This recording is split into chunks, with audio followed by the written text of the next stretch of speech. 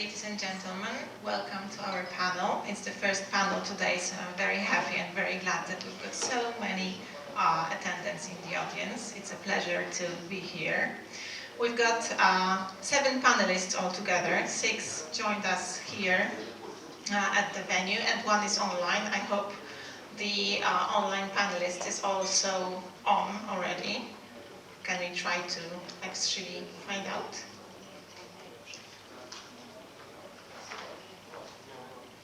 No? Okay.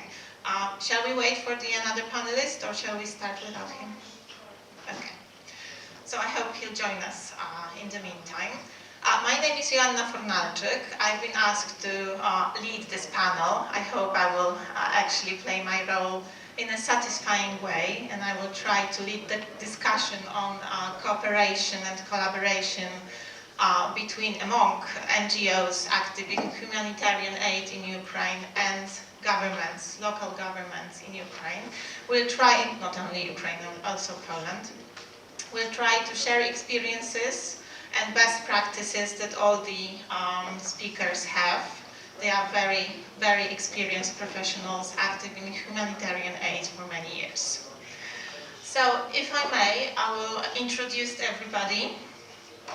Let me use my notes because I don't want to make any mistake. The first speaker is Mariya Tuzyk. She's been active in humanitarian aid and dealing with humanitarian crises for many, many years.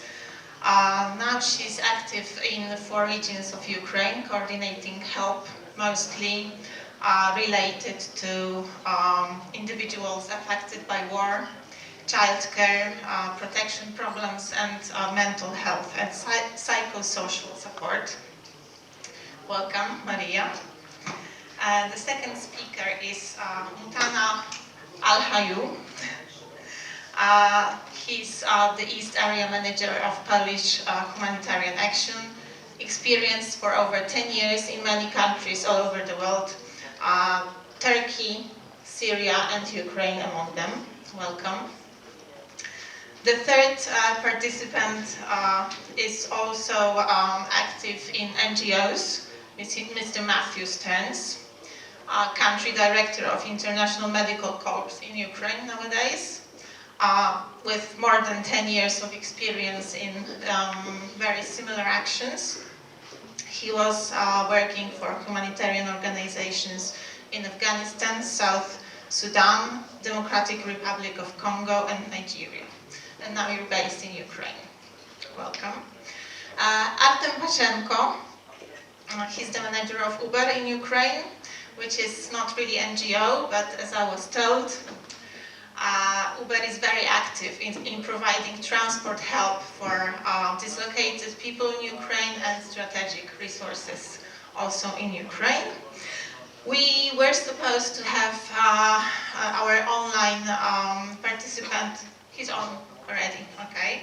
So please welcome also Mr. Kostiantyn Barmin, who's the deputy mayor of the city of Chuchiv in Ukraine. And his main area of responsibility is providing social services to the people in his region. Here we have another. Mr. Kostiantyn is here. Oh, I'm so sorry. I'm so sorry. That's Mr. Kostiantyn Barmin. I'm so sorry. So the online participant is Mr. Ievgen Ivanov, who's also the deputy head of the Kharkov Regional Military Administration. And I hope he's listening to us at the moment, so please welcome. And last but not least, the Marshal of the region of Podkarpackie, Mr. Władysław Ortyl. Podkarpackie region, as everybody knows, is the center of coordination or organization of humanitarian aid for Ukraine for the last more than 18 months.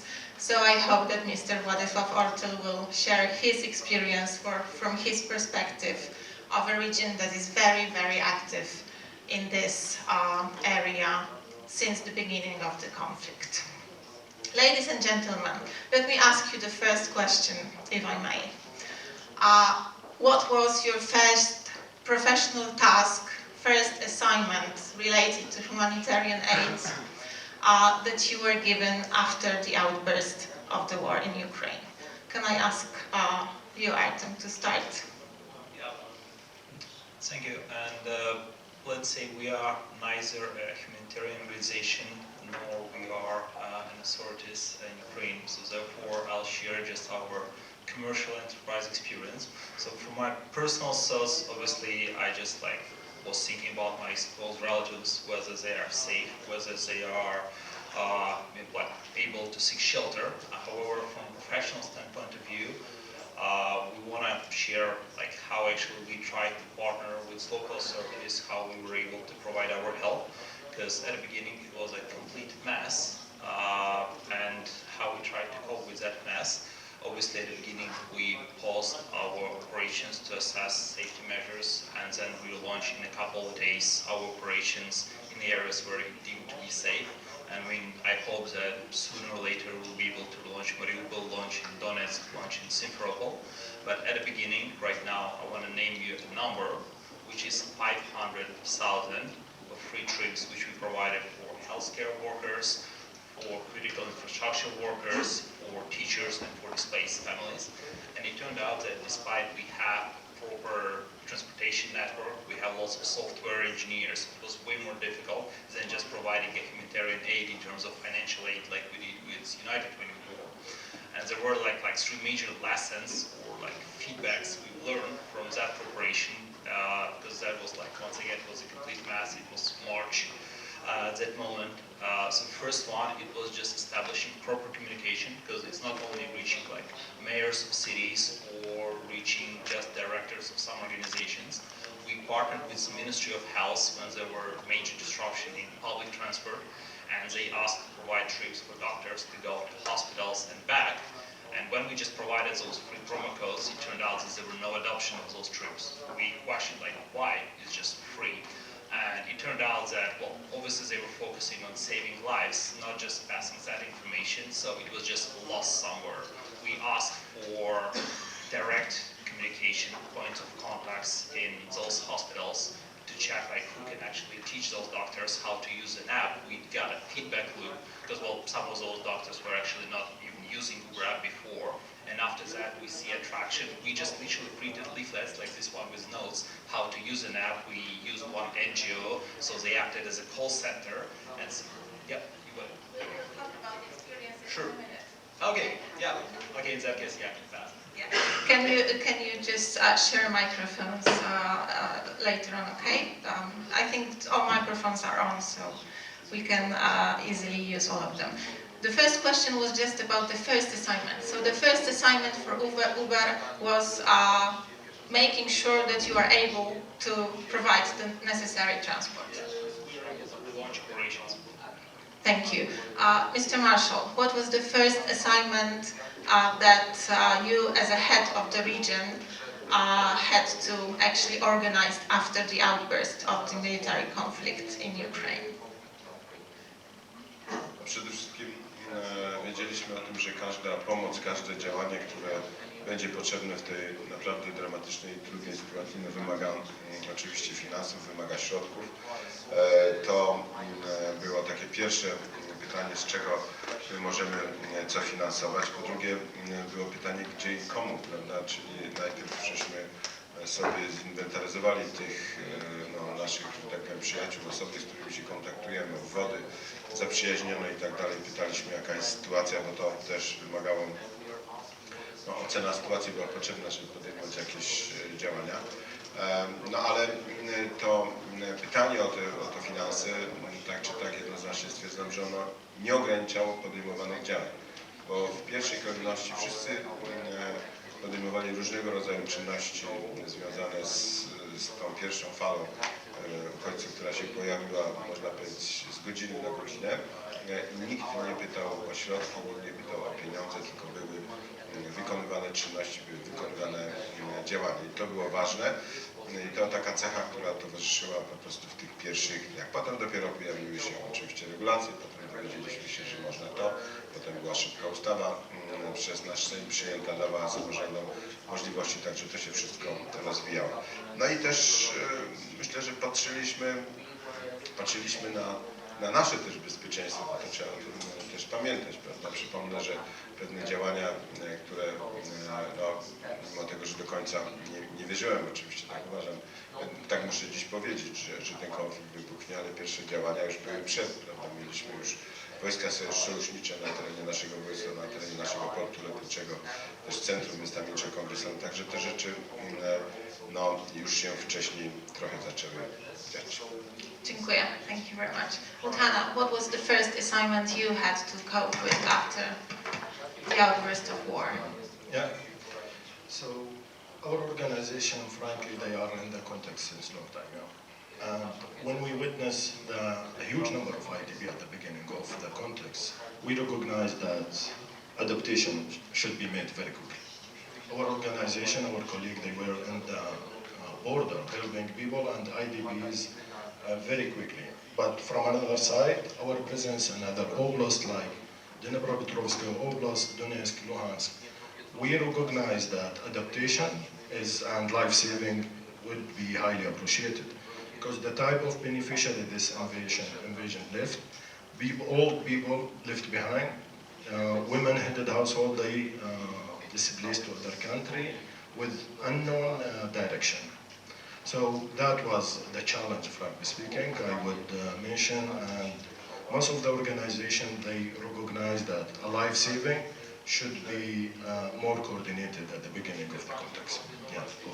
Okay, thank you very much. Mariya, what is your perspective? What was the first assignment you had to cope with? Yeah, well, as a local NGO, the first thing that we had to do was to make sure that our people that are working for our organizations are okay. Because our organization, Postmishka UA, has been active in the humanitarian aid field since 2013. So for us, this is not the first time that we had to deal with the situation, and there were many factors that we already knew what to do. So first of all, we needed to make sure to deal with our people because we had people working in the Donetsk region to make sure that they're safe, that they're out. Second, of course, we were collaborating with local authorities and regional authorities because we needed to make sure that we set up the proper humanitarian aid centers for all the beneficiaries that are requiring whatever aid that needs to be done. And then, of course, all of our other work, but in the beginning, it was our priority to make sure that all of the people working on the ground are okay and that are safe and that are able to have the resources to continue their work.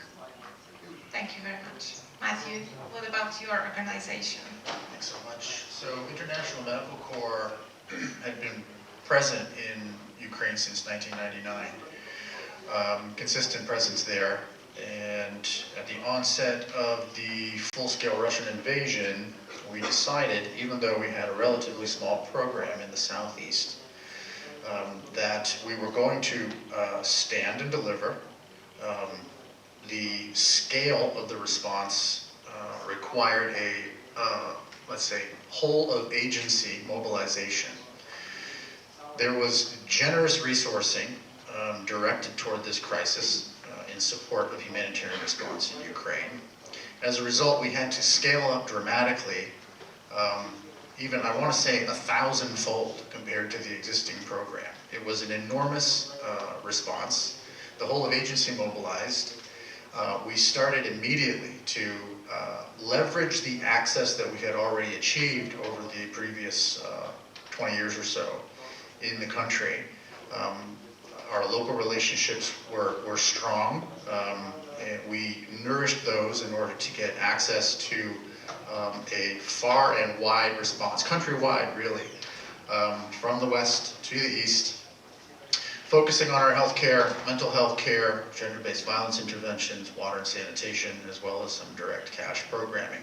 So that was really a whole-of-agency, whole-of-country response. It was a dramatic increase, and it was not easy because the architecture for an enormous humanitarian response in Ukraine wasn't really in place.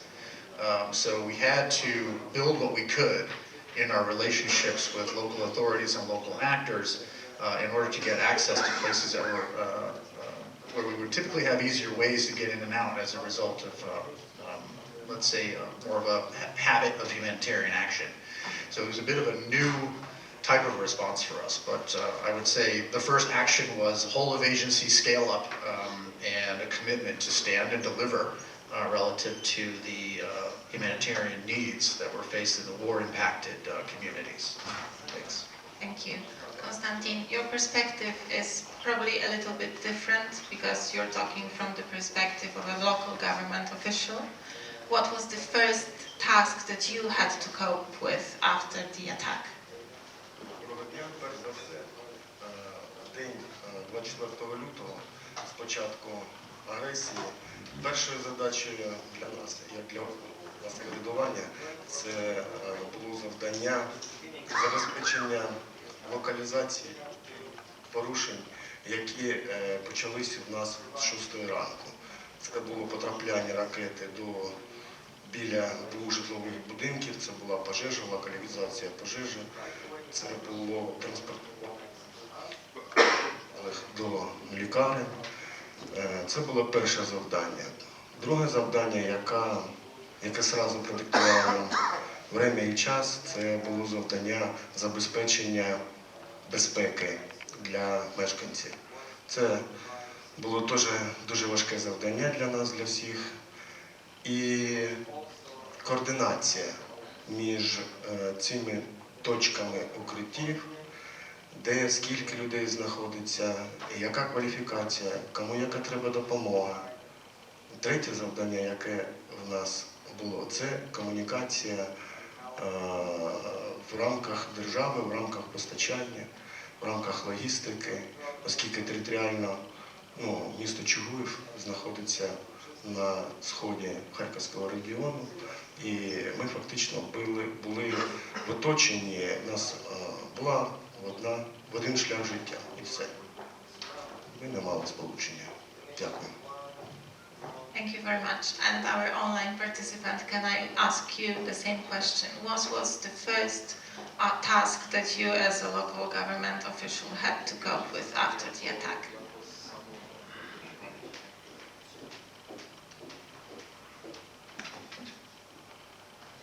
Do we have the connection? No. Okay. I'm so sorry, but we haven't got the connection anymore, so maybe he will join us later. Okay, after the first shock that the attack actually aroused, and the first task, the most important task, like making people safe, you as organizations, representatives, were able to work gradually on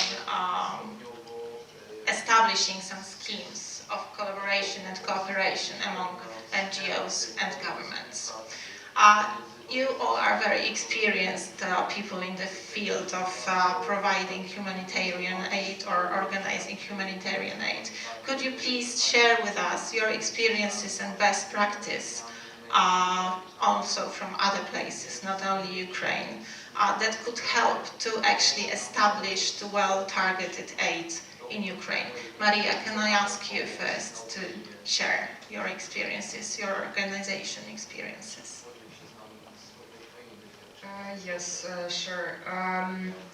For us as a local organization, of course, after we make sure that all of our people are safe, the next thing we did was contact all of our donors and all of our international partners that we have previously worked with, in order to see who is coming into the country, who is coming with what kind of assistance. But while we were doing this communication, and it took some time while international organizations did start to come into Ukraine with their aid, we really had to rely on our cooperation with local authorities and administration. So we really saw that we needed to be that bridge for them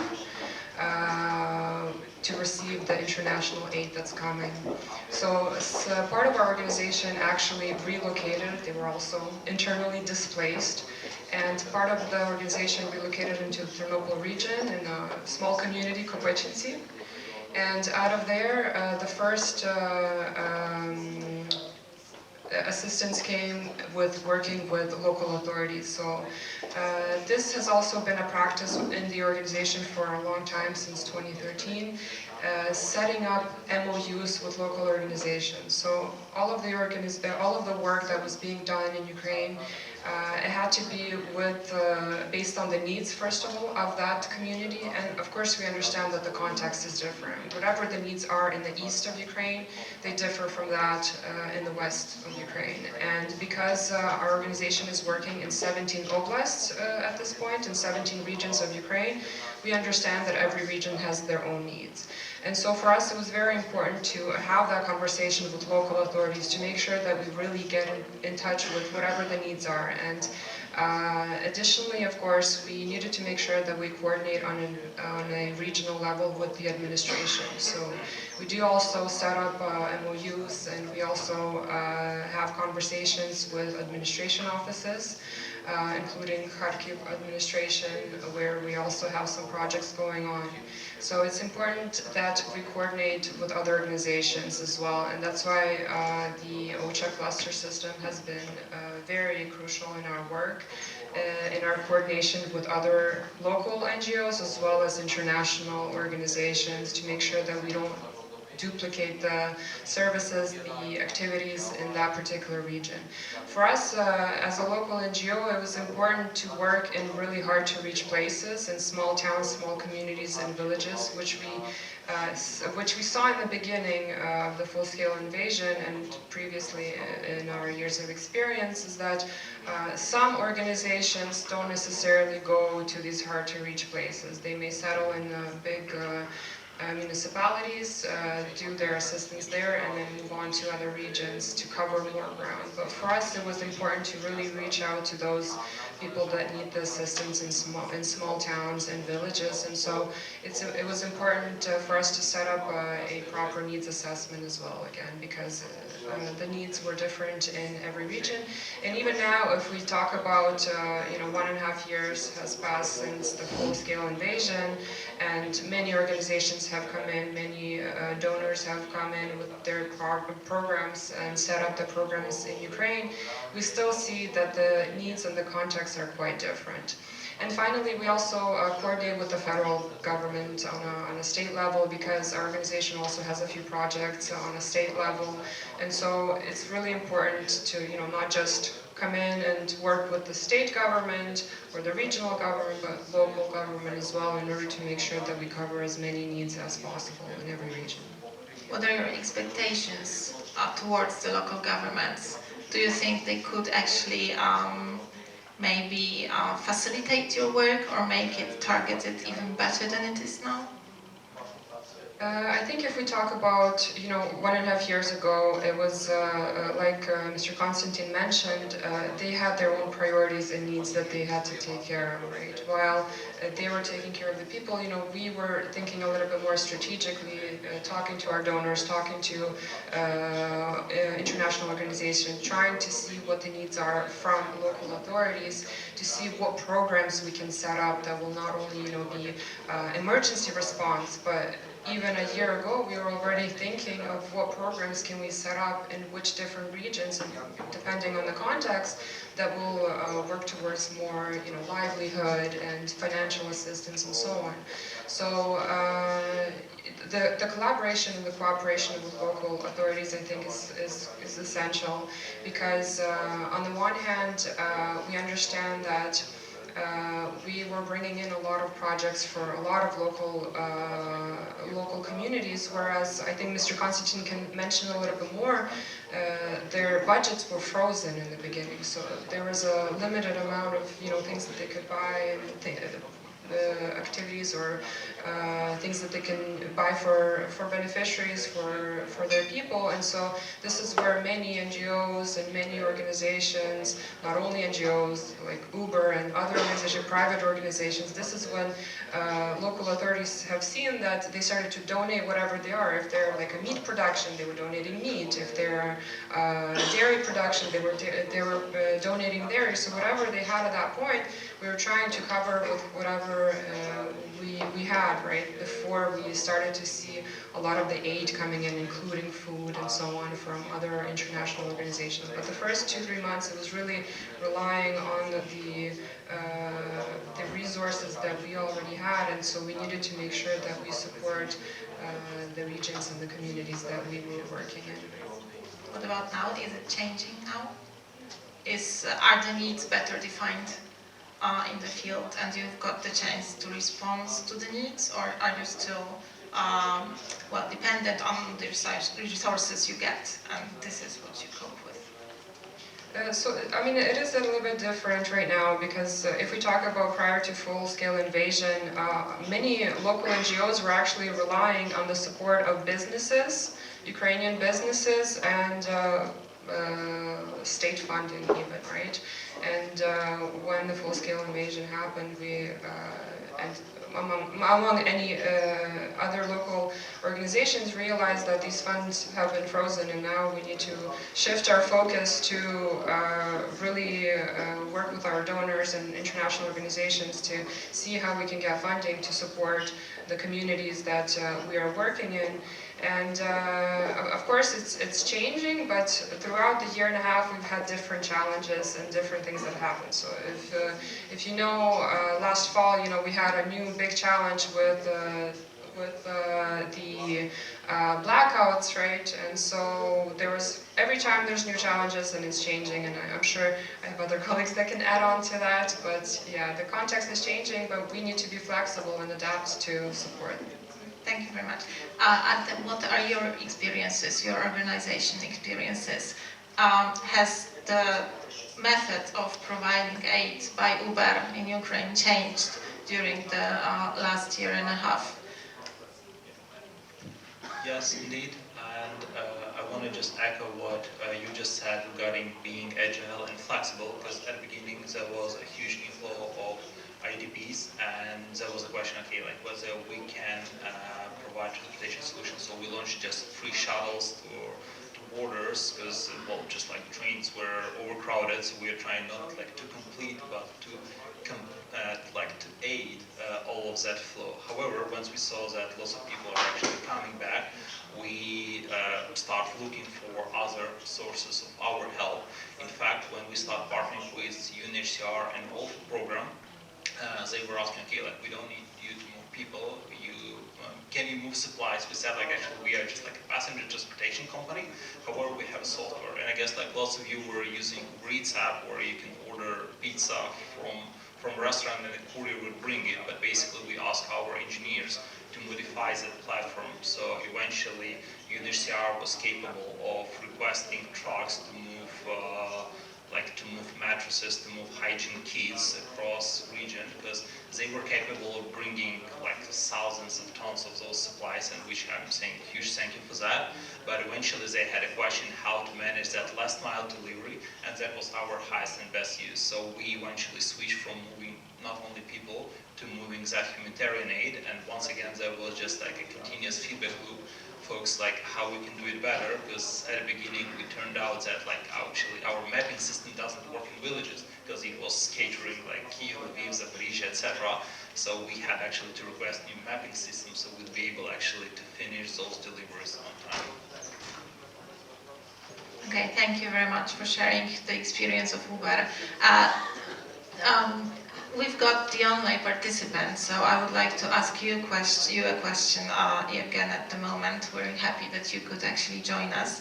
As a government official, local government official and representative, can you tell us what your experiences of collaboration and cooperation with NGOs providing humanitarian aid in Ukraine are? What are your expectations towards the NGOs?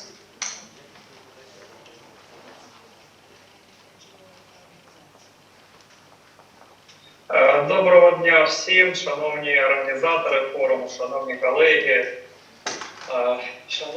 шановна наша дружня країна Польща. Перш за все я хочу подякувати за беззаперечну, безкомпромісну позицію Польщі і саме вашого воєводства, також щодо підтримки України у боротьбі з збройною агресією Росії. ви залишаєтесь, є і залишаєтесь таковим однією з найбільш дружніх і добре ставлячихся до нас країн. Ми дуже це цінуємо і за це вам велика вдячність кожному громадянину Польщі, кожному жителю. На жаль, сьогодні, і маючи запрошення на ваш чудовий форум, ми не змогли, ні я, ні голова військової адміністрації, не змогли виїхати до вас, бо ситуація в нашому регіоні вона є досить складною, і ми вимушені здійснювати оперативне керівництво майже цілодобово в режимі 24/7. І наразі я також з вами спілкуюся саме з Харківської області, саме поблизу Куп'янського району, майже за 10 кілометрів від лінії фронту. Хочу декілька, так скажімо, щоб у вас було уявлення, що саме наразі, яка у нас ситуація на Харківщині, в Харківській області, саме з перших вуст, саме від мене, щоб ви почули ситуацію, що у нас, як у нас наразі справи. Ну, по-перше, у нас вже рік, як відбулася деокупація Харківської області, як ви знаєте, це було в березні минулого року. І за цей час ми маємо повернення людей до нас, до Харкова, до області. Наразі вже населення Харкова складає майже 1,4 мільйони осіб. До війни було 1,9, нагадаю. Тобто ми на шляху, і щомісяця цей показник збільшується, тобто люди повертаються і в область, і в місто. Разом з деокупацією і з поверненням людей, дійсно, головна наша мета – це було надання людям гідних умов для проживання. Це і створення робочих місць, це надання базових умов у вигляді опалення, електроенергії, води, послуги транспорту, зв'язку. І у цьому велику роль також відіграють і вже зіграли саме міжнародні програми, саме в тому числі і програми вашої країни. Я вже не кажу про пряму урядову допомогу, яка безумовно є, і теж відіграє надзвичайно важливу роль у тому, щоб ми тримали тут нормальну придатну для життя обстановку для наших громадян. Тому наразі хочу сказати, що щодо гуманітарної допомоги, моє таке загальне уявлення, бо я спілкуюся з усіма координаторами програм, з усіма фондами, неважливо, вони там проонівські чи якогось окремого уряду, з будь-якими, то фокус уваги змістився наразі, і це є правильним, у бік того, що минулий рік, коли у нас була дуже гостра фаза війни, то увага була зосереджена на наданні першочергових базових потреб, тобто там засоби гігієни, харчування, продукти, генератори, опалення і тому лікарські засоби і тому подібне, тобто база. Наразі фокус уваги міжнародних організацій це є доцільним, він змістився у бік довготривалих проєктів. Це є дуже важливим, тобто і ми, і наші міжнародні партнери розуміють, що наразі вже можна і потрібно думати про проєкти, які грають, скажімо, довго, тобто які приведуть до якихось немиттєвих наслідків, тобто я кажу про відновлення, про відбудову, про обмін досвідом, про те, що наші всі зусилля наразі вони направлені на захист нашої критичної інфраструктури, на відбудову житлового, нежитлового фонду. Досить багато фондів, досить багато програм.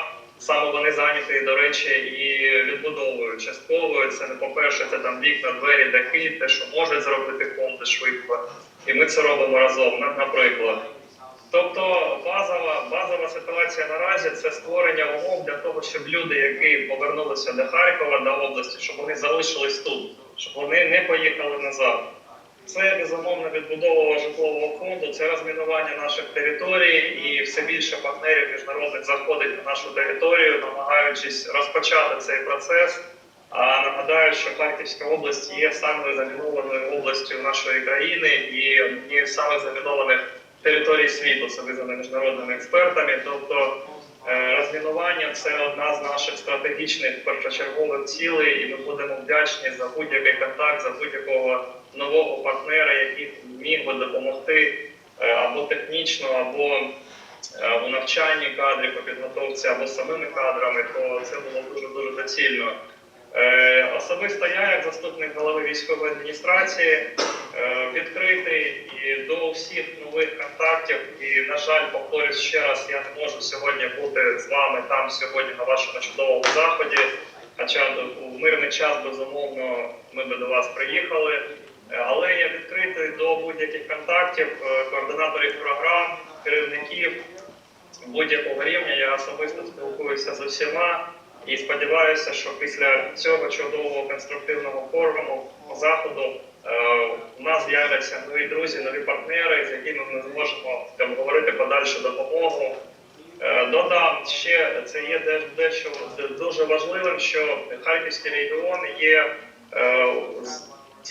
має дуже великий економічний потенціал. Дуже великий. Це другий після Київщини за економічним потенціал, за показниками наповнення бюджету регіон, наряду з Дніпровською областю. І нам є що показати нашим іноземним партнерам, потенційним інвесторам і в машинобудуванні, в агропромисловому комплексі, в IT-кластері, в IT-сфері. Це 3 стовпи, на яких стоїть харківський, скажімо так, ВВП, такий внутрішній, харківський бюджет. І бізнес відчиняється. У нас від початку повертається. Від початку року у нас близько 8 тисяч нових підприємств, малих бізнес-підприємств, які відкрилися і повернулися на Харківщину. Вони отримують грантову допомогу як і за рахунок внутрішніх грошей країни за програмами «Є робота» національними, так і за рахунок, якщо це вдається налагодити такий контакт, то і за рахунок співпраці з іноземними партнерами або інвестором. Тому прошу також наших друзів почути, що наша історія не тільки про односторонню допомогу, гуманітарну надання допомоги, а й про те, що нам є що показати і є до чого запросити вас до нас у гості. І є, я впевнений в цьому, і можуть бути спільні риси, спільні напрямки роботи, вже направлені безумовно на той час, коли настане перемога. Але ми повинні заздалегідь говорити про це, налагоджувати ті зв'язки і планувати нашу подальшу роботу, щоб потім не втрачати час, як тільки буде у нас припинення бойових дій і перемога.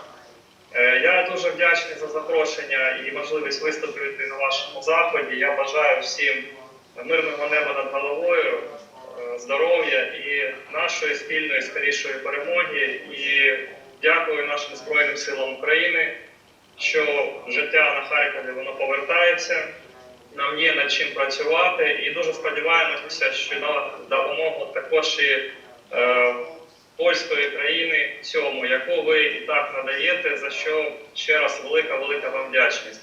Україна обов'язково переможе. Слава Україні! Dякую всім. Thank you very much. Thank you very much for your speech and for your opinion and your point of view. We're very grateful that we could hear from you a few words and that we could actually connect via internet, if there is no other way at the moment. Mr. Marshall, can I ask you about your experiences as the person, as the head of the region, being the organizer and coordinator of aid from the whole world, basically, targeted at Ukraine needs? Myślę, proszę Państwa, że trzeba to... Tak, будь ласка, я вас слухаю. Myślę, że ten przykład pomocy, który był i w dalszym ciągu ma miejsce w Polsce i na Podkarpaciu, trzeba podzielić na takie dwa strumienie. Pierwsza to była pomoc, która musiała trafiać do tych, którzy do nas tu przybyli, prawda? Byliśmy województwem recepcyjnym. No można powiedzieć, że w tym takim głównym krytycznym czasie przez województwo przeszło ponad 6 milionów uchodźców, kobiet z dziećmi, osób starszych, często wymagających opieki. I to był pierwszy moment, pierwsza reakcja, ale pamiętajmy o tym też, że równolegle uruchamialiśmy pomoc, która musiała trafiać poza granice naszego kraju. I rzeczywiście zderzyliśmy się w tej całej współpracy, myślę, że współpracowaliśmy bardziej w takich 4 obszarach, bo ważne były działania na poziomie rządowym, prawda, i też na poziomie tutaj wojewody, wszystkich służb krytycznych, które w takim momencie muszą działać. Ważna była współpraca nas, samorządowców, i to jest istotne, że ruszyły tu do pomocy i samorząd wojewódzki, i samorządy powiatowe i gminne, które też oczywiście ważne były potem w momencie, kiedy trzeba było rozlokować uchodźców. No i też istotnym elementem była współpraca z organizacjami pozarządowymi, które zaczęły się tu pojawiać w dużej ilości, oczywiście z otwartym sercem, z możliwościami, z potencjałem, które organizacje pozarządowe mają. I to też trzeba było wprowadzić w nasz system, w nasze działania, uwzględnić to w tym wszystkim. No i też ostatni obszar, czyli kwestia współpracy z mieszkańcami, z obywatelami. Bo to był też ważny element czwarty, dlatego że no, trzeba tu wrócić i przypomnieć często takie pytania, które nam stawiali nam ci, którzy przyjeżdżali zobaczyć, jak ten cały proces się odbywa, gdzie tu są obozy uchodźców. Prawda? Była taka kwestia, więc mówiliśmy, tych obozów nie ma, dlatego że ludność ukraińska, matki z dziećmi, osoby starsze trafiają do miejsc, które przygotowały samorządy, a jednocześnie no, znakomita większość, bo to tak trzeba określić, trafiła pod dach niejednej rodziny, no, oczywiście i z Podkarpacia, i z innych części Polski. No i proszę Państwa, też trzeba powiedzieć, że na początku no, można mówić, że to był chaos, prawda, ale ja tego nie używam, tego pojęcia chaos, bo to była spontaniczna pomoc i wyciągnięta ręka, i serce, i solidarność, i wszystko, co tylko można powiedzieć, i to naprawdę każdy robił co mógł. Jeszcze raz powiem, nie pytał o środki, nie pytał o fundusze. Ważniejsze było, aby pomóc temu, który naprawdę potrzebuje. No i następnie był taki moment, kiedy już zaczynało to się wszystko, że tak powiem, w relacjach tych wszystkich czterech obszarów stabilizować i rzeczywiście my wchodziliśmy w reakcję z organizacjami pozarządowymi, no ale też był taki moment, że niektóre rzeczy były co do decyzji jako systemowe, prawda? Wiedzieliśmy, że brakuje na przykład na Ukrainie, no nie wiem, czy żywności, czy środków z pomocą medyczną związane, ale też trzeba było reagować na takie indywidualne potrzeby zgłaszane. Dotyczyło to oczywiście tych wszystkich samorządów i też obwodów, z którymi jesteśmy zaprzyjaźnione, z organizacjami, które po stronie ukraińskiej z nami współpracowały wcześniej w tych warunkach, kiedy nie było tej agresji. No i też trzeba było, no, tak jak mówimy,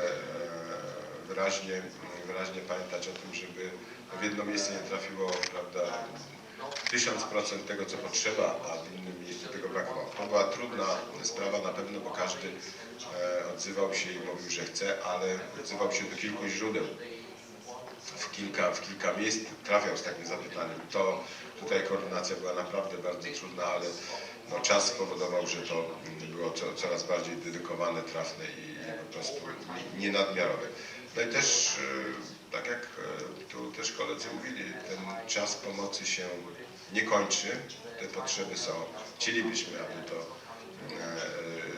ten czas pokoju był jak najszybszy i wszyscy tego oczekujemy. Myślę, bo naród ukraiński jest umęczony w tej chwili bardzo, ale też pamiętajmy, że te wszystkie nasze wnioski, doświadczenia, które mieliśmy, muszą posłużyć temu, że ta pomoc nawet w czasie pokoju będzie świadczona, prawda? W momencie, kiedy będzie proces odbudowy, to też mogą się pojawić różne problemy i różne potrzeby, prawda? To wiemy o tym, że czasami tak oczywiście jest i będzie. No i też chcę powiedzieć, że cenimy sobie bardzo współpracę z organizacjami pozarządowymi, no i z tymi, no, można powiedzieć, małymi, prawda, których było bardzo dużo i które trafiały, no, bezpośrednio na granicę, trafiały do tych samorządów przygranicznych i wspierały je, bo one są bardzo mobilne, bardzo aktywne, no, można powiedzieć, na telefon się skrzykną ze swoimi ideami i przemyśleniami i ruszają do boju, ale też współpracowaliśmy z organizacjami, no, że tak powiem, no, wielkimi, dużymi, prawda, mam tu na myśli, czy Caritas nasz, czy Polski Czerwony Krzyż i też organizacje zagraniczne, no to są długodystansowcy, prawda? Ci mają doświadczenia, tak, tu Państwo mówią, nie na jednym kryzysie uchodźczym byli, nie na jednym kryzysie na całym świecie, także to są organizacje z kompetencjami, z przygotowaną kadrą i też ze źródłami finansowania, prawda, większymi niż te możliwości, które tutaj były. Także to naprawdę, no myślę, że wszystko pomagało, współpracowało od tego czasu tej spontaniczności, serdeczności do naprawdę profesjonalnego współdziałania, tak jak to ma dziś miejsce. Thank you very much. That's a very important sentence actually that you said concerning the possibilities of further coordination and actually answer the specific and changing needs of aid that is going to Ukraine from Poland and from other countries of the world. I would like to ask you, Matthew and Muthana, you were experienced also in other countries, in other conflicts all over the world.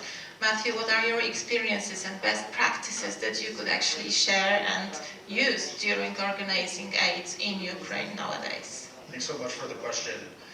I'll use the comments that colleague Ievgen online touched on. So he managed 10 kilometers from the shelling to perfectly encapsulate what a humanitarian partner is looking for in terms of collaboration and partnership with local authorities.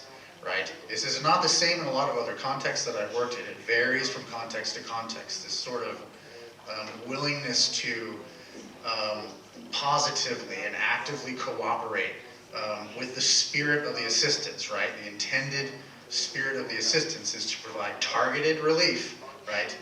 From a local and community-based perspective, and Ievgen really captured that. I could hear that coming from him.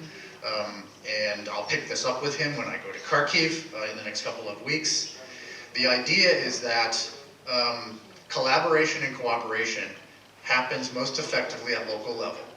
And the degree to which local authorities are approaching this humanitarian action from a cooperative point of view is proportionate to the degree to which we can provide services to people who are in need.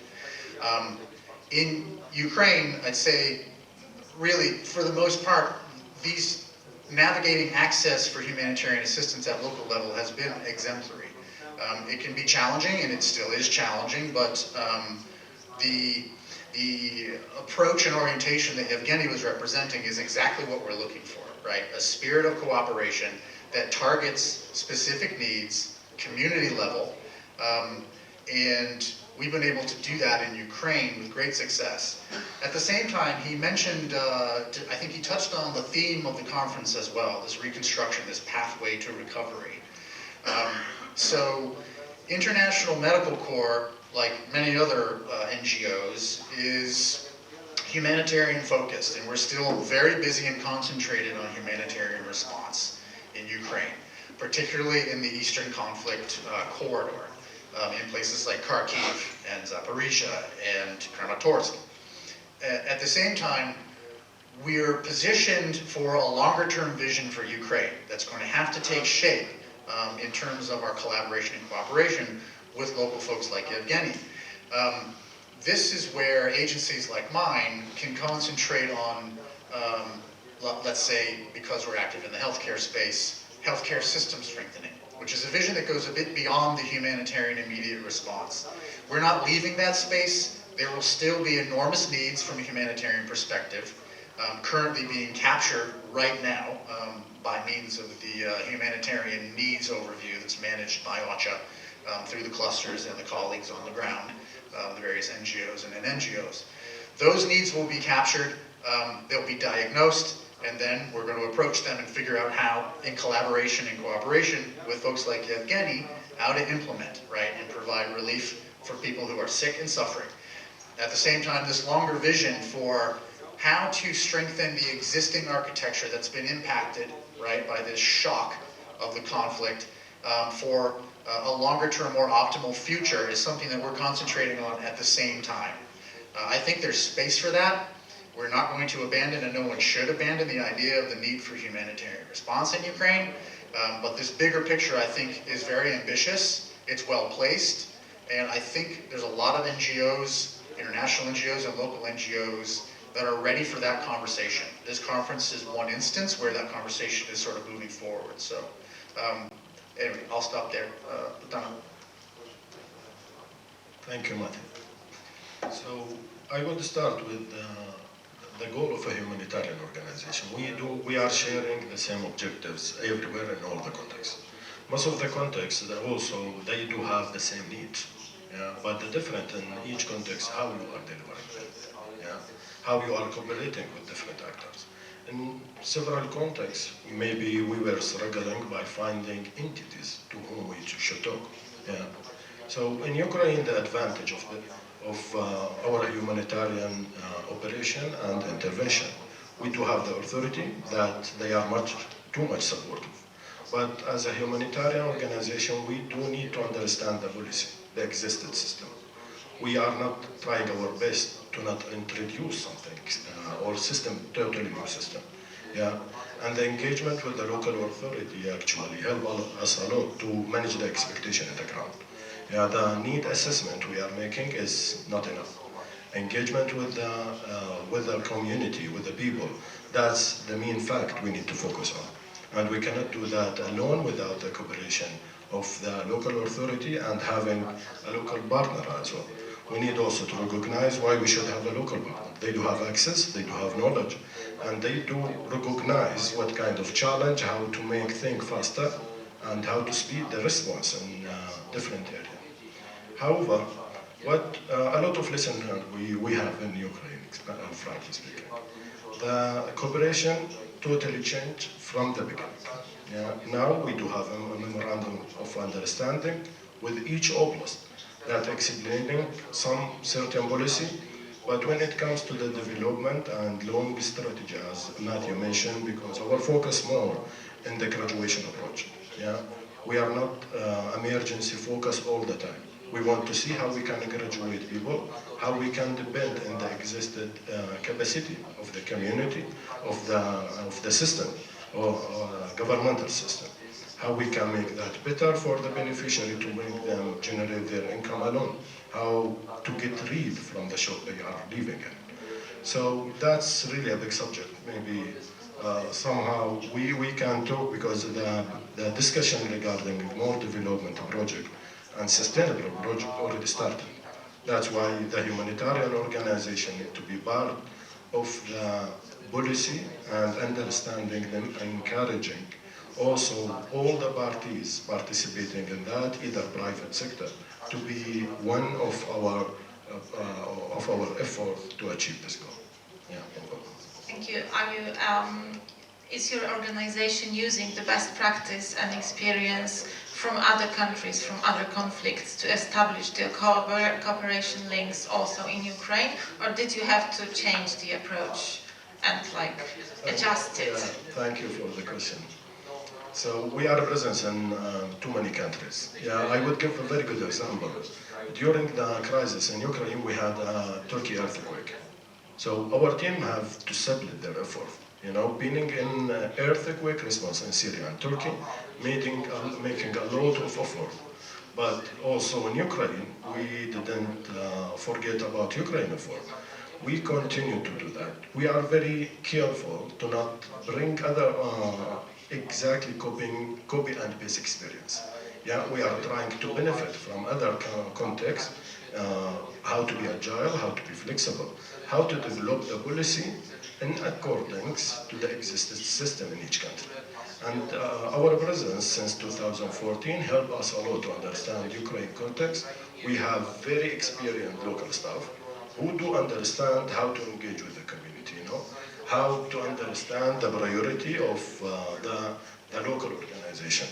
Because indeed, after the invasion in Ukraine, a lot of communication channel created, and the authority, a lot of the organization, either local or international, they start receiving a request, they start receiving a lot of, let's say, letters. You know, that's made a challenge and difficult. You cannot create two communication channels. OCHA is leading on that very perfectly, and also from the authority side, they are trying to create harmony approach, to communicate to the humanitarian organization. And in the last 6 months, we start seeing that. We start seeing how the gap analysis or the priority of each oblast, even within the oblast, as Mariya mentioned, there is a different need according to the oblast. And I can add to that, even in the same oblast, you can see different approach. You can see sustainable and emergency response, because again, the security situation is still there. And talking about any kind of long vision, it's as a humanitarian organization, we are very careful of doing that now.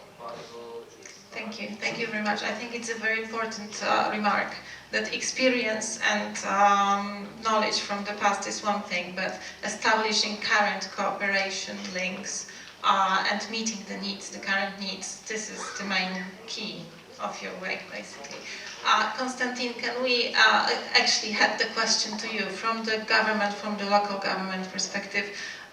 What experience in cooperation with NGOs do you have?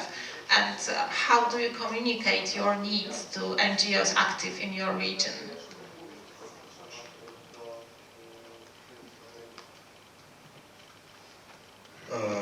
Дуже хочеться сказати одне. Комунікація, так, це таке питання комунікативності у громаді між населенням та потребами, які формуються на сьогоднішній день в їхньому житті, в нашому житті, для того, щоб правильно скомпонувати ці потреби і потім вже іскати шляхи вирішення цих питань. Мені хочеться сьогодні подякувати всім тим громадським організаціям. У нас є успішний досвід. Досвід взагалі не може бути взагалі успішним або неуспішним. Досвід, він є досвід. Він досвід праці. І на сьогоднішній день ми маємо досвід досить широкий про співпрацю з організаціями, такі як Проліска, яка здесь сьогодні присутня, з нашими давнішніми партнерами, це ЮЛІТ з Європою, це Німецьке товариство міжнародного співробітництва, це Дитячий фонд ООН, це багато інших наших партнерів, які на сьогоднішній день з нами співпрацюють і не оставили осторонь нас з нашими проблемами для вирішення наших поточних ситуацій. Це і нові наші партнери, які на сьогоднішній день допомагають нам планувати наше майбутнє, розробляти там плани відновлення, розробляти якісь стратегічні проекти втілення, що стосуються енергетичної інфраструктури, бо перед нами, правильно сказано було, поставлені задачі були з початку війни на сьогоднішній день. Це забезпечення базового рівня послуг наших громадян, це водопостачання, водовідведення, теплопостачання, електропостачання, яке на сьогоднішній день обставини, в яких ми живемо, все одно дає нам виклик на забезпечення цими послугами нашого населення. І для цього ми робимо також багато співпраці. Проводиться і цільова фінансова допомога від урядів інших держав, саме в нашому місті, це Чеська Республіка. Но є такі задачі, які ще ми не можемо вирішити, оскільки фактично кожен другий багатоповерховий будинок в нашому місті зазнав ушкоджень. Досить, не скажу, що вони значні або незначні, вони різні. Починаючи від того, що 7 будинків багатоповерхових було зруйновано частину будинку або під'їзд, або 3 поверхи, або ще щось. Деякі ми зможемо відновити і вже відновлюємо на сьогоднішній день з місцевого бюджету.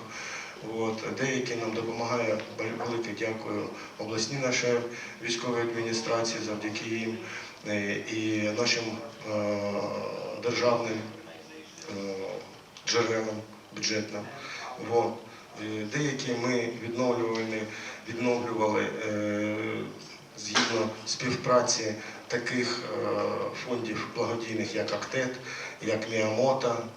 От. Но на сьогоднішній день питання відновлення житла для повернення, для створення умов повернення нашого населення, воно таки є одним із перших на сьогоднішній день, бо нашого місцевого бюджету для вирішення цих питань буде замало. Буде замало, і ми дуже повільно будемо це відновлювати. Що стосується інших сфер, то, звісно, приймаючи до уваги, в якому часі ми живемо, то забезпечення безпекової частини нашого населення, воно має бути в соціальній сфері, в сфері навчальній, в сфері медичній. Це теж таке питання, яке потрібно на сьогоднішній день вирішити. Опять кажучи відверто, то зазнали руйнувань багато по місту. І дві школи, вони повністю зруйновані. І одна школа, вона знаходиться в окремому такому населеному пункті нашої громади.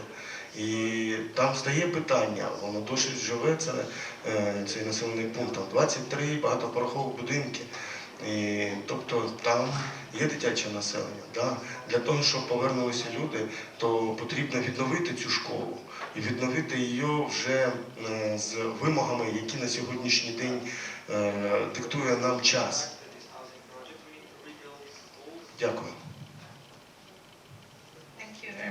Thank you very much for your voice. Ladies and gentlemen, I think that the discussion so far has been very interesting, and we could hear about the experiences of various parties, both the NGOs and the government officials. And I think that the main thing that we can say now is that the cooperation is actually growing and developing, and I think this is the most important thing at the moment. Do you, ladies and gentlemen, maybe have any questions for our speakers and panelists? Does anybody want to ask anything? I think this is the unique opportunity. Yes, can we actually hand the microphone? Yes, just hold on a minute. I think we can actually...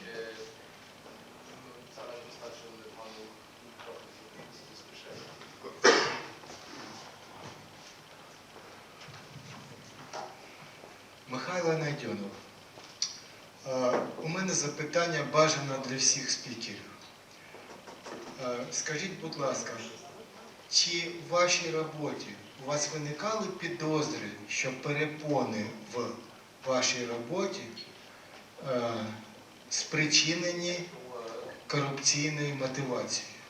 І друга сторона, чи були у вас підозри про те, що ваш доробок не є справедливо використаний із-за корупційних дій? Дякую. Thank you. Do we have the online participant as well? Because maybe if we have connection, we could start with Ievgen. Yes, can we hold the question for a minute? Yes, let's answer first. Okay, so Kostiantyn, because I think we haven't got the online connection, can we ask you to answer the questions first? Oh, wasn't it? Oh, wasn't it coming through to the... Okay, can we actually translate the question, please? I'm sorry, I was listening to Polish, so... The question was whether this effort, with the efforts you have made, haven't they been tainted, by corruption?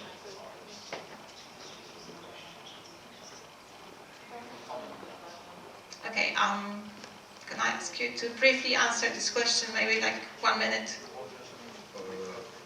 Я не бачу корупції в цій діяльності.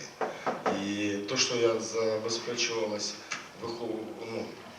нашою командою, нашого міста, і все було це відверто, від щирого серця. І ми робили це не задля грошей, а задля того, щоб забезпечити виживання населення. Я особисто скажу вам, що з 24 лютого минулого року був присутній неодноразово і під обстрілами попадали, ми перевозили людей. И научился водить большую машину. Я никогда ее не водил, я не ездил на МАЗе, но я научился это делать, потому что остальные отказались ехать, а мне пришлось это обеспечивать. И про какую-то коррупцию сейчас говорить в это время, ну, я не хочу, честно. Спасибо. Thank you very much. Matthew, could you address the question? Thanks so much, and thank you for the question, sir. So, this also touches on a previous question you had asked to Muthana and myself around prior experience. So, the issue of transparency and compliance and controls and oversight, right, is a very important one in the humanitarian sector. And International Medical Corps, along with our counterpart NGOs, have developed over the years really sophisticated systems, right, in terms of oversight. And these controls are now so sophisticated that we can all feel fairly confident that, let's say, misuse of funds or misdirection of funds and resourcing, not just monetary, but also material resourcing, personnel resourcing.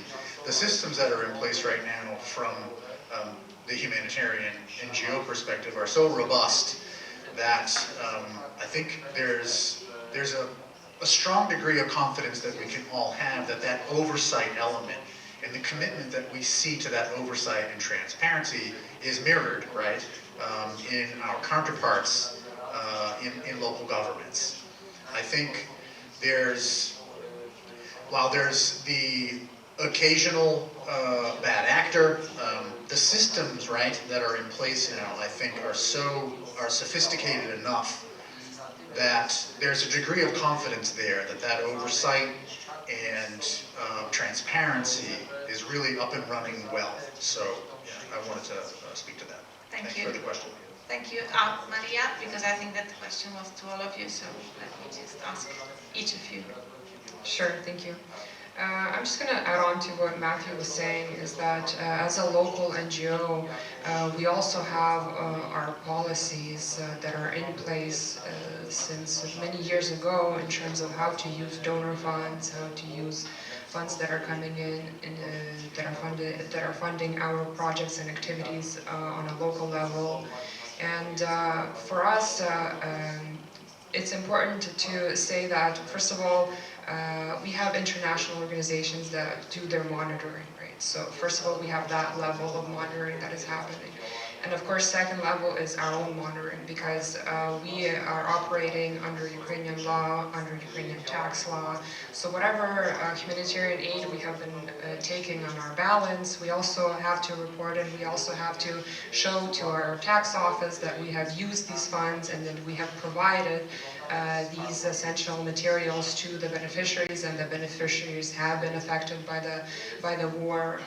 So I think these two levels of monitoring also helps us to translate this importance to the local governments and the communities that we are working in and with, because we also educate them in a way on the fact that it's not just aid that's coming in, here you go, this is it, that there are still reports that have to be done, narrative reports, financial reports, photographs, right, of the aid actually coming in. So I think that the humanitarian standards and humanitarian law has set up several stages of how we can monitor this aid being distributed in Ukraine.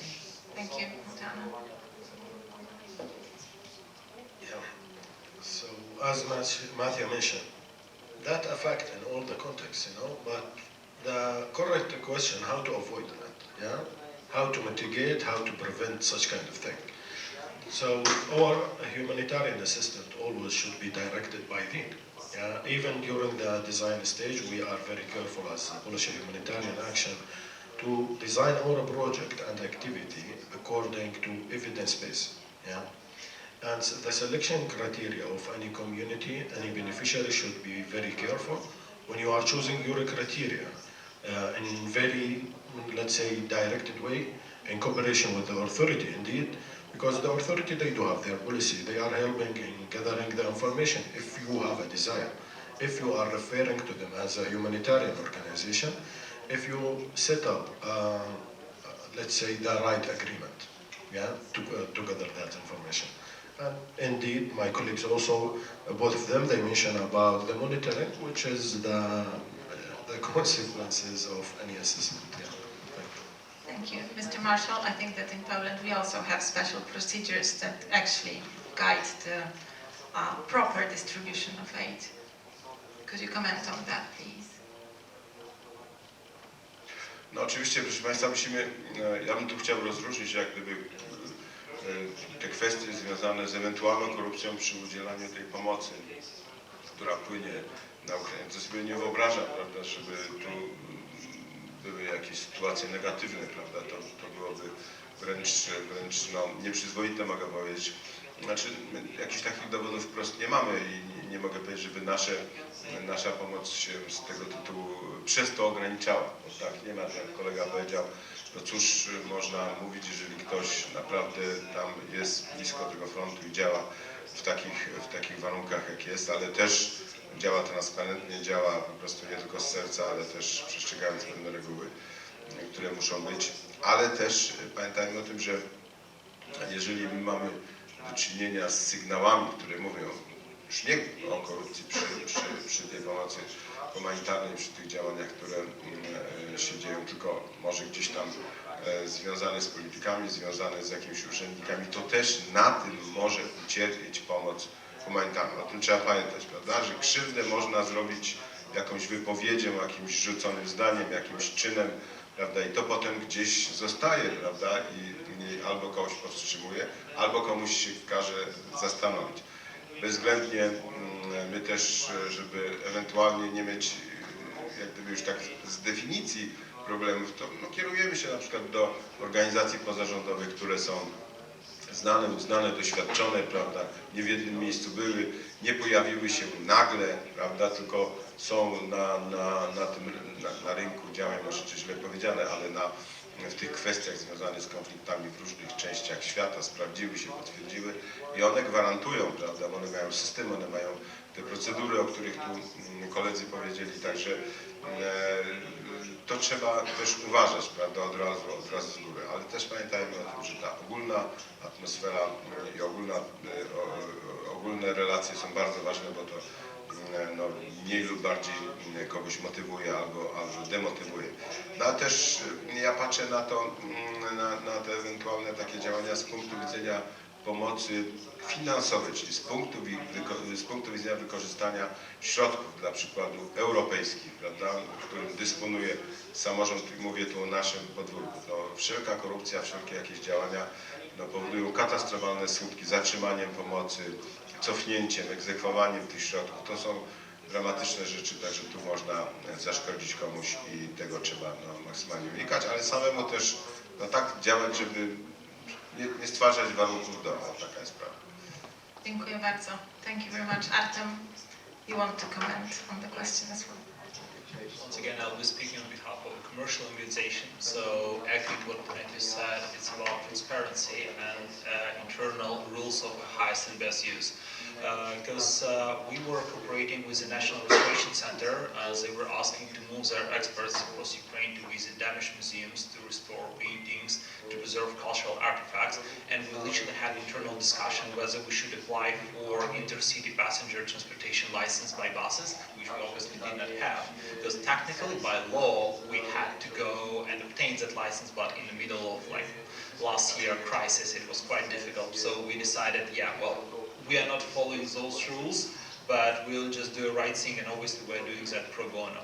And second, regarding highest and best use, you have to set some external constraints regarding how your aid would be used. Because when we were providing trips for blood donors, because there was a huge need for blood donations, it turned out that some of those free trips were used literally for grocery shopping. So we just had to set some internal limitations. So basically your trip should either end or start at a blood donation center. So therefore, you cannot control everything, but at least what is within your powers, you just have to ensure that ROI of your efforts would be highest. Thank you. Thank you very much. I think we all have procedures that we follow. Yes, sir. Yeah, I think that the microphone is actually heading to you.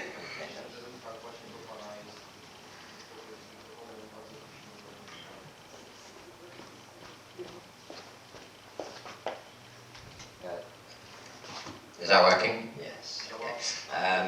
Thank you very much for some very enlightening discussions. I run a project that is currently collaborating with 4 regional administrations in Ukraine, fixing windows. So we're working in 4 areas. But it's likely that next year this is going to head much further across the country and possibly basically work in all the liberated areas of Ukraine. We've been very good at collaborating with local administrations and working with those administrations on a local level. So like, mayor's office in places like Liman or that sort of stuff. We've never done work with the more central Ukrainian authorities, and I'm wondering if you are planning on spreading a project across Ukraine, how important it is to get a stakeholder more centrally within government rather than just working through your local administrations. Thank you. Can we start from this side at the moment? Artem? Yeah, that's a nice question because we are, as a company present in like 18 cities across Ukraine, we were trying actually to reach like not president or someone else's, we are trying to act locally because for us main focus was just understand, okay, like folks, what are blackout areas where we cannot go because there are like mine danger, so we'll just like black out those territories, and that's something which cannot be solved on a parliamentary level. So we were trying to be actually as local, as agile as possible, because we were gradually shifting focus. Regionally, we were moving critical infrastructure workers, but as I said, like folks, no need for that. Please shift to like NGOs. We work with that, as Bob mentioned, blood donation centers. So that's something we're trying to solve locally. However, on the other hand, as a global company, when we work with some crowdfunding sourcing, we actually decided, yeah, we are not in charge of taking decision where to allocate that money, because that's actually Ukrainian authorities know how to do best. So we partner with just United 24, which, let me say, there's a global authority in Ukraine, and they actually decided like to procure ambulances and then distribute locally. So we didn't have that knowledge specifically. Thank you. Thank you very much. Can I address first NGOs, if I may? Muthana, quick comment, please, because we're running out of time. Yeah, we'll be very quick. So, both of us, the authority and the humanitarian organization, we are directed by the need. Yeah, but the long vision and strategic vision of the authority different from us. Yeah, so we see no reason for us to stay somewhere if there is no need. While the authority, they do care about the future of the country and being part or providing the full contribution of the development. So yeah, that's what I would answer that. Thank you. Mariya? Yeah, I also have a quick answer, actually a quick example on a project that we're doing, a livelihood project providing mini grants and grants for SMEs in several regions of Ukraine. And so for us, it was important to get in touch with the employment centers on an oblast level, on the regional level, because they're in charge of the district employment centers. And instead of us going to 55, for example, different communities in Ternopil Oblast, it was easier for us to contact the employment center on a regional level in Ternopil so they can provide us the needs of the communities, and as well another example of cooperation and collaboration, because they're also working with us on informing these communities of these opportunities that we're providing. So they're also a channel for us to provide the information needed so that we're able to reach more beneficiaries in those hard to reach rural areas. Thank you. Matthew, what about your organization? Yeah, so to build on that, for us, a lot of the day-to-day work takes place as a reflection of the agreements we've made with community-based local authorities, as Ukraine has a relatively decentralized governmental structure. So those local relationships are extremely important on the day-to-day. At the same time, we've established national level relationships at ministerial level, right? With the First Lady's office on a mental health initiative through her initiative called Barrier Free. We're working on an MOU with the Ministry of Health at national level, the Ministry of Disaster and Emergency Medicine. We've got agreements with them that are formalized. I think to keep that line of cooperation and collaboration across all levels of government, it's important from an accountability point of view, and it translates from that higher level right down to very localized interactions with beneficiaries and stakeholders at community level. So yeah, I would advise pursue that. Thanks. Thank you. Kostiantyn, from the government perspective, is local or central cooperation better?